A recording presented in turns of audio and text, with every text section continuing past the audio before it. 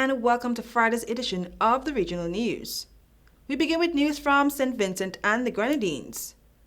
The victims of yesterday's plane crash in Piquet, St. Vincent and the Grenadines have been identified. The Royal St. Vincent and the Grenadines Police Force identified the victims as Christian Kelpsers, 51-year-old from the United States of America, his daughters Medita Kelpsers, 10, and Anik Kelpsers, 12, and a pilot Robert Sash of Piquet. The Kelpsers and Sash were killed when the single-engine aircraft crashed into the sea, 1 nautical mile west of Petit Nevis, shortly after takeoff from the J.F. Mitchell Airport in Paget Farm, Piquet for St. Lucia. Police said the aircraft, which is owned by Sash and had the registration N4023B, experienced difficulties and plummeted into the ocean. Fishermen and divers from Paget Farm went to the scene of the incident in their boats to render assistance. The SVG Coast Guard was informed and quickly traveled to Paget Farm, prepared to lead in rescue efforts. Autopsies on the bodies are expected to be carried out in the coming days.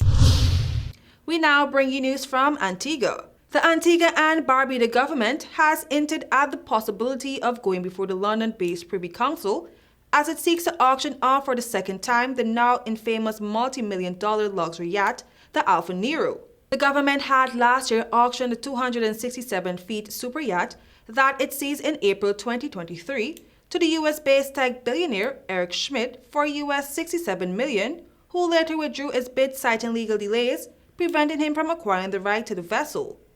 The boat came to attention when Andrei Gurev, a known close associate of Russian President Putin, appeared on international sanctions list after the February 2022 invasion of Ukraine. The yacht has been tied up to Falmouth Harbor for almost 2 years, with the government saying it poses both an environmental and security risk.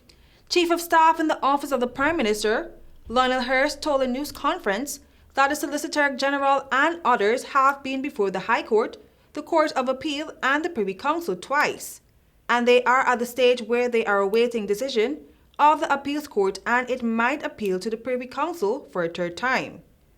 Media reports said that the Alfa Nero continues to cost the public, through the Citizenship by Investment Fund, US $28,000 weekly in maintenance costs as well as paying salaries for crew members.